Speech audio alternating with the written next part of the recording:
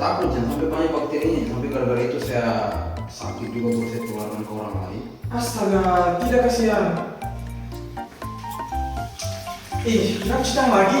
Berapa kali ini? Takut saya sih. Lama-lama nih bahas lapar di sini.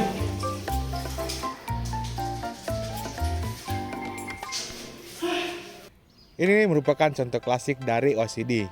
Nah, dalam kriteria DSM-5 disebutkan bahwa adanya OCD yang ditandai oleh yang pertama, satu adanya obsesi atau suatu pikiran berulang yang tidak diinginkan dan terus mengganggu.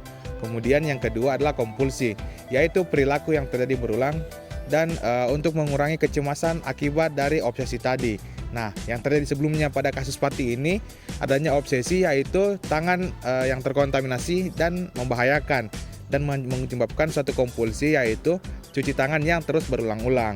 Nah, diagnosis saja bisa ditegakkan apabila sudah memakan waktu lebih dari 1 jam per harinya, kemudian menyebabkan ganggu fungsi atau pekerjaan, serta betul-betul bukan diakibatkan karena adanya zat atau kondisi medis lain. OCD tidak hanya sekedar kebersihan, tapi ada beberapa dimensi lain dari gejala OCD. Yang pertama yaitu yang kontaminasi, biasanya berupa kegiatan cuci tangan yang berulang.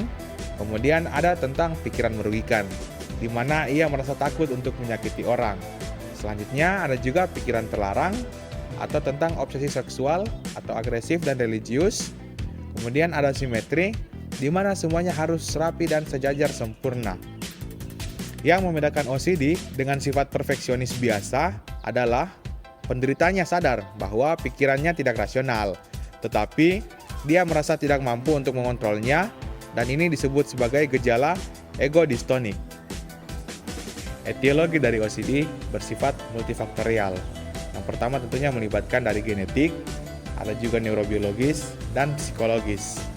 Nah, secara neurobiologis ada gangguan yang terjadi pada sirkuit otak yang disebut dengan kortiko striato thalamokortikal atau CSTC sirkuit. Nah, pada OCD ini terjadi hiperaktivitas pada jalur langsung dibandingkan jalur yang tidak langsung, sehingga pikiran dan perilaku berulang sulit untuk dihentikan.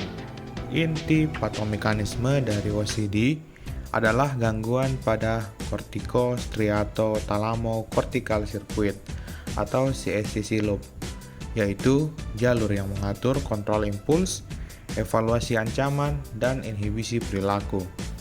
Adapun struktur utamanya meliputi orbitofrontal cortex yang memiliki fungsi menilai makna ancaman atau kesalahan.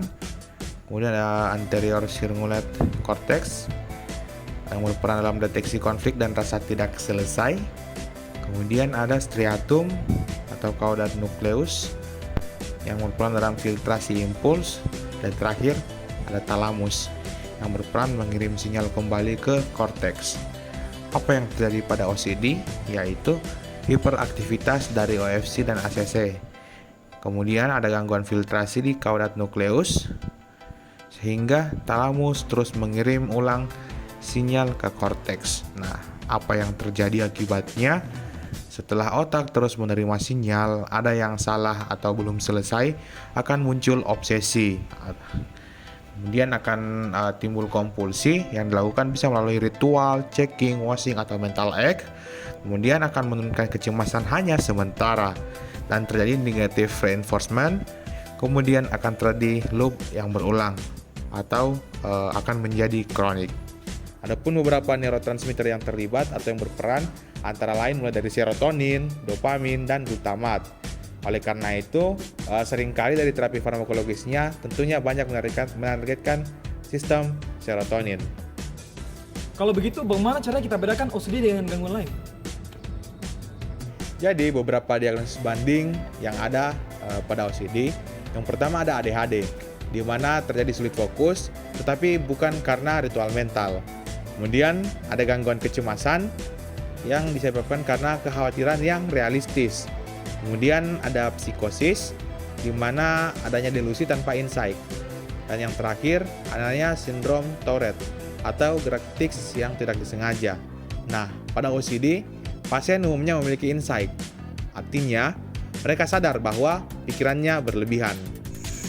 Jadi, saya bisakah sembuh ini?